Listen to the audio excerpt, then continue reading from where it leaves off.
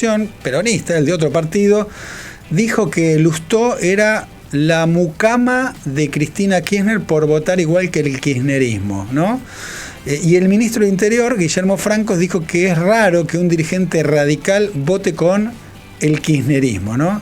Es increíble que todo en este país se siga pensando en función de la grieta.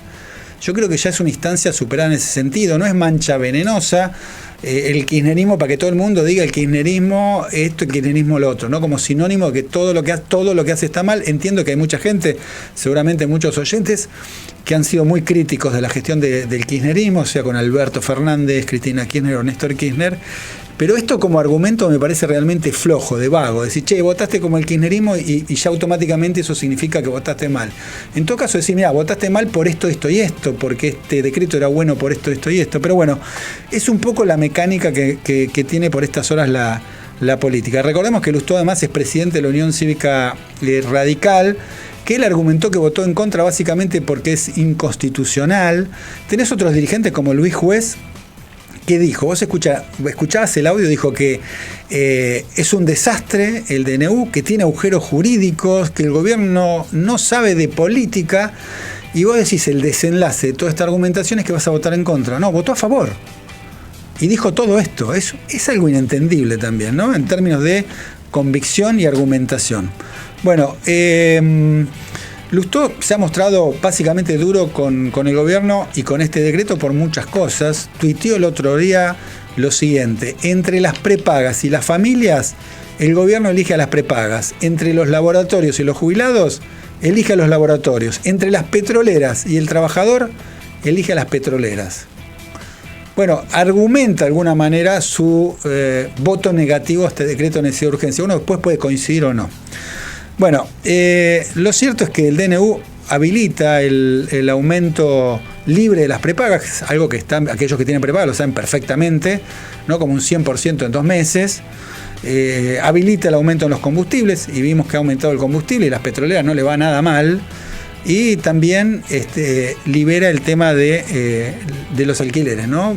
Echa por la borda la ley de alquileres, que también era polémica y era cuestionable, pero todo esto hace el decreto de necesidad de urgencia. Y dijimos, bueno, hay un problema en el radicalismo, ¿no? Si el presidente vota una cosa y la mayoría de los senadores votan otra, hay un problema de autoridad. Si le preguntamos a otro radical, que es Martín Tetaz, que es diputado nacional, lo habíamos comprometido para sacarlo esta mañana aquí. Finalmente, sobre la hora, me avisa que él no puede, pero encontramos una alternativa que es, bueno, ok, yo te paso te hago las preguntas, te las paso para que me las contestes y me mandás los audios porque quiero saber tu posición, quiero saber qué está pasando en el radicalismo. Bueno, le hicimos varias preguntas, ¿no? La primera, ¿qué significa que prácticamente todos los senadores de la Unión Cívica Radical se hayan diferenciado de Martín Lustó en la votación del DNU? Y esto contestaba. No significa absolutamente nada, porque hay dos posiciones respecto al DNU. Una es la posición de la forma, que es la posición más institucional y que es correcta la posición de Martín. No hay para muchas de las cosas que están dentro del DNU ni necesidad ni urgencia, para otras por ahí sí, como el caso de la ley de alquileres. Entonces el planteo de Martín está bien. Hay otros que pensamos que más allá de que no había necesidad ni urgencia, muchas de las reformas nos parecen bien, y aunque nosotros hubiéramos preferido que vinieran con un proyecto de ley por separado, una vez que ya están funcionando y en marcha, no queremos frenar esas. Y pensamos que la estrategia a aplicar es una estrategia de aprobar el DNU y en todo caso presentar proyectos para derogar las partes que no nos gustan, como acabo de hacer yo con el proyecto para derogar la desregulación de las prepagas. Bueno, decía que no significa nada, ¿no? Que los senadores hayan votado diferente que Martín Lustó. Y entonces le pregunto, bueno, pero ¿puede afectar la autoridad de Lustó como presidente, ¿no?, de la Unión Cívica Radical, que tanto los gobernadores como los jefes de los bloques de la Unión Cívica Radical se hayan diferenciado en un comunicado asegurando que con su voto positivo contribuyen con las herramientas que el gobierno necesita?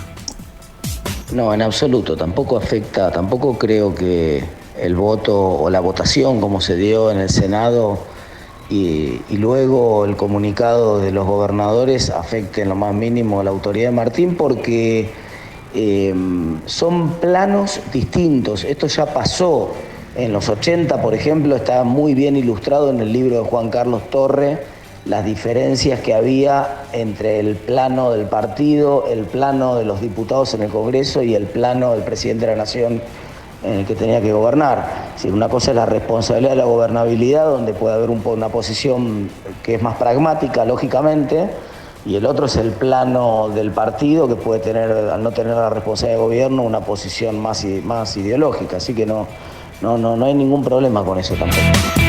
Y vos, Martín Tetaz, cuando el DNU llegue a la Cámara de Diputados, ¿cómo vas a votar?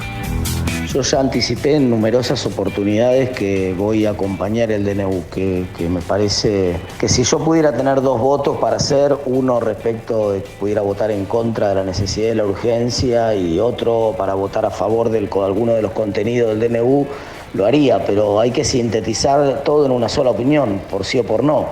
Y sintetizar una opinión por sí o por no, aunque hay aspectos del DNU que no me gustan, en el combo prefiero que la reforma avance y que el presidente tenga las herramientas que necesita.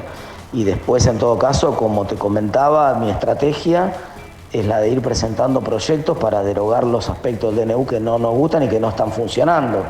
El mejor ejemplo es el de las prepagas. El DNU está funcionando bien en algunos aspectos, como por ejemplo la ley de alquileres, se trabó en la reforma laboral, amerita que vaya por ley, y ciertamente está generando muchos problemas en el mercado de las prepagas. Entonces ahí eso sí requiere una regulación, que obviamente no es la regulación que tenía el kirchnerismo, no es pisar precios, pero tampoco dejar que las prepagas que tienen clientes cautivos hagan lo que quieran y le aumenten 200% a gente que no tiene alternativa.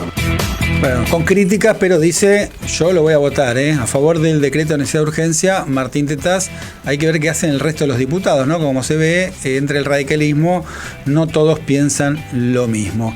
También le preguntamos qué lectura hacía de la inflación del 13,2% registrada en el mes de febrero y si creía que va a seguir a la baja esta inflación. El 13,2% es escandalosamente alto, es una inflación de las más altas de los últimos 30 años, solamente eclipsada parcialmente por el desastre del diciembre y enero, pero cuando uno mira el dato de manera aislada, el dato es escandaloso, es una velocidad de precios creciendo al 340% anualizado, entonces esto es un escándalo total. Y lo que me preocupa es que el Banco Central está cómodo con la inflación bajando muy despacio. Entonces baja las tasas de interés. Así como el juez se expresa por sus sentencias, el Banco Central se expresa por sus resoluciones de política monetaria. Cuando el Banco Central baja la tasa de interés, lo que está diciendo es que no tiene ningún compromiso en que la inflación baje más rápido. Si el Banco Central quiere que la inflación baje más rápido, lo que hace es subir la tasa de interés. Eso es de manual. Si el Banco Central baja la tasa de interés en un contexto de una inflación tan alta, el mensaje que está transmitiendo es: estamos contentos con que baje despacio, porque nos sirve, porque licuamos pasivo monetario, por un montón de razones que tienen que ver con la lógica del propio Banco Central y del equilibrio fiscal del Gobierno Nacional. Pero la verdad que me preocupa mucho no solamente el 13,2, sino la convicción por la decisión de la política monetaria de que va a bajar, pero va a bajar despacio. Bueno, preguntamos si el fracaso de la sesión de diputados, donde se iba a tratar una nueva fórmula para jubilados, ¿beneficia o perjudica a los jubilados? No, la verdad que yo no creo que haya fracasado la sesión de diputados, todo lo contrario. La sesión fue convocada a los efectos de emplazar a la comisión para que empiece a tratar el tema. No fue convocada para tratar el tema. No tenía sentido convocar para tratar el tema de un tema que no tiene dictamen de comisión, porque eso requeriría 2/3 de los votos de la comisión. Cuando vos votás un apartamiento de reglamento, necesitas 2/3 del Congreso, y esos 2/3 no están. Entonces nadie tiene 2/3 del Congreso hoy, con lo cual era obvio que no iba a tratarse, por más que hubiera habido quórum, que no iba a tratarse la cuestión de fondo de los jubilados. Lo que buscaba la sesión era forzar la convocatoria a la comisión. Y como ya la comisión estaba convocada para las 4 de la tarde y empezó a funcionar, el objetivo estaba cumplido. La sesión era abstracta y por eso muchos no fuimos. Pero quería agregar algo más sobre este tema, y esto es lo que dijo. Al mismo tiempo estoy convencido por la celeridad del tratamiento, el hecho de que ya haya aparecido nuevamente una versión mejorada dentro de los borradores que circulan de la ley Bases, que mejora el panorama de los jubilados porque les paga la inflación a partir de abril y les da un 10% más. Ya está claro que los jubilados muy pronto van a tener una fórmula nueva que les va a recomponer la jubilación. Bueno, y uno de los temas que se está debatiendo tiene que ver con la ley de ganancias, con restablecer, ¿no?, el impuesto a las ganancias, algo que había generado polémica, sobre todo porque el propio presidente Javier Milei, siendo diputado, había votado a favor de eliminarla, pero ahora la quiere restablecer un poquito para seducir a los gobernadores. Le preguntamos a Martín Tetaz si está a favor de restablecer ganancias. La discusión de ganancias es un problema. Yo no estoy a favor de subir impuestos de ninguna naturaleza y tomé un compromiso público cuando me postulé como candidato de que no iba a votar subas de impuestos, así que no puedo votar la suba de ganancias. Ahora, la verdad que me gustaría dar la discusión de ganancias en el contexto de una reforma integral del sistema tributario, de un sistema tributario que no tenga beneficios parciales como tiene para tantos grupos económicos en Argentina, que genera agujeros fiscales y gasto fiscal por todos lados, 4 puntos del PBI de gasto fiscal. Por ejemplo, el más conocido de todos es el de Tierra del Fuego, pero hay un montón de agujeros de esa naturaleza. Entonces, a mí me gustaría una discusión integral de todo el sistema tributario, que le saque todos los impuestos a la producción, que le saque todos los impuestos a las exportaciones, que asegure que hay un IVA más generalizado donde todo el mundo paga, pero paga una alícuota un poco más baja. Y si en ese esquema de discusión integral se discutiera el restablecimiento de un buen impuesto a las ganancias, bien progresivo, donde paguen más los que más tienen, donde no puede ser la barbaridad de que un portero de una escuela pague 20% de ganancias, bueno, si todo esto está incluido, yo acompañaría esa reforma integral, pero de ninguna manera voy a acompañar una suba de un impuesto aislado, como está proponiendo el gobierno. Y la última, Martín, ¿quién está pagando el ajuste?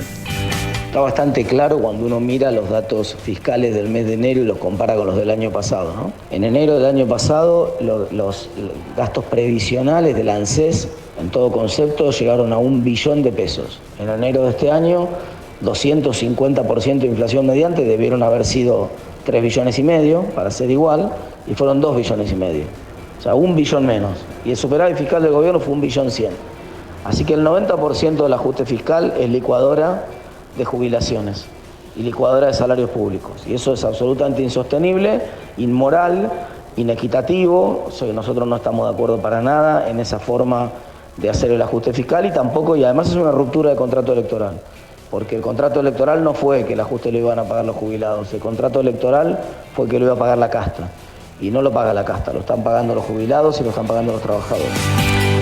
Bueno, ahí está el diputado nacional de la Unión Cívica Radical, Martín Tetaz. Bueno, es una modalidad, no es la que nos convence, ¿no? Esta de tener su testimonio.